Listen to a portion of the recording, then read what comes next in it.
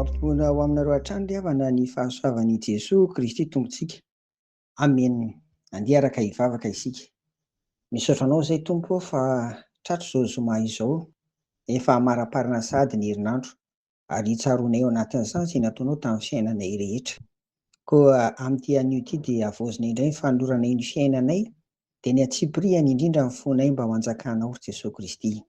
Ary irianay koa ny fanahinao masina hitaridalinay mba hanaovanay ny sitraponao Tompo ka hanomezanay voninahitra anao amin'izay ataonay rehetra. Dia amin'ny anaran'i Jesosy nanaovanay an'izany vavaka izany. Amen. Ry havana, hatramin'izay dia nijery ny fampahirezana avy amin'ny hafa isika, nanomboka tamin'Andriamanitra, Ray sy Zanaka ary ny fanahy masina. Nojerentsika tao anatin'izany koa ny fampahirezana avy amin'ny tenin'Andriamanitra dia ny soratra masina voarakitra anatin'ny Baiboly izany. Ary omaly ary moa isika dia nijery ny amin'ny fampahirezana ataon'ny anjely. Anio ry havana dia andeha ny tenantsika indray no hifampizarana. Ahoana izany tsika mampahery tena izany? Andao ny bokin'ny Joela mpaminany ry havana. Andao ao tsika no hakandiany soratra masina ahafahantsika mieritreritra sy misaintsaina an'izany. Ny bokin'ny Joela mpaminany dia miandoha amin'ny filazana loza dia mifelezana amin'ny valala izay endriky ny fitsaran'Andriamanitra. Avy eo izy dia mitaona ny olona mba hibebaka ary mihafaritra ny amin'ny fampanantenana ny amin'ny andatsahan'Andriamanitra ny fanahy masina amin'ny nofo rehetra. Ao anatin'izany ary ry havako dia misy ny ady hatrehan'ny vahoakan'Andriamanitra dia ho indrindra ary Joela mpaminany. Andeha ho vakiana amin'ny anaran'i Jesosy izany. Hoy izay kelikely aina hihika hoe mahery aho. Amen. Joela 2:10 tapany 2. Io koa izany dia azo atao hoe aoka izay osa ilaza hoe olona mahery fo aho. Izay no hitantsika ao amin'ny Baiboly Katolika ry havako. Eto dia ahitana taratra fa ny olombelona tsirairay avy dia tsy mahazo milavilefona eo anatrehan'ny ady. Tsy mahazo mihitsy satria ny heriny dia avy amin'Andriamanitra Ray, avy amin'Andriamanitra Zanaka dia Jesosy Kristy ary avy amin'ny fanahy masina. Averiny ny loharanon'ny heriny dia avy amin'Andriamanitra Ray, avy amin'Andriamanitra Zanaka dia Jesosy Kristy ary avy amin'ny fanahy masina.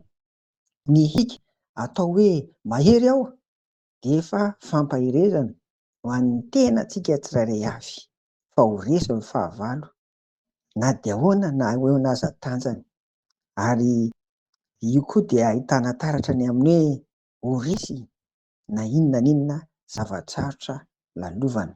Izany angamba hoy aho tany an'eritreritro tany ry havana, ny mahatonga ny mpifanandrina amin'ireny ady ireny hanao hika aloha ary hika mafy mihitsy alohan'ny ady mba ho efa santatra izay mety ho fandresena sady satria mety handresy mihitsy ny fahavalony tahaka an'izany. Eto ary ny osa, ny kelikely hery, ireny indrindra no asain'ny Joela manao hoe mahery aho satria araka nambarako teo tsy noho ny herin'ny tenantsika fa noho ny herin'Andriamanitra, noho ny herin'i Jesosy, noho ny herin'ny fanahy masina miasa ao anatintsika.